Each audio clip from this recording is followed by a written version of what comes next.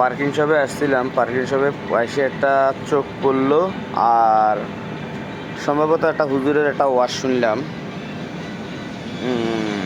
একটা ফল একটা বংশ খাবে, এটা তার প্রমাণ। এই দেখেন, একটা আম 1 কেজির উপরে আছে, একটা তরমুজ, একটা আম সেম সাইজ।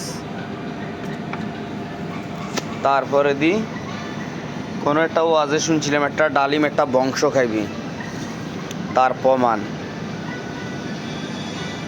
আল্লাহ ভালো জানে। যা হোক, কোনো একটা ওয়াজে যেহেতু বলছে, তারা মিথ্যা কথা বলে না, কথাগুলো সত্য। এগুলাই হইল তার কিছুটা প্রমাণ।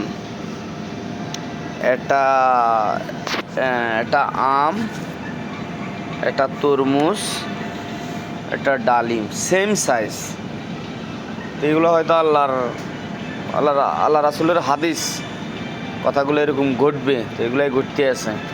সুবহানাল্লাহ।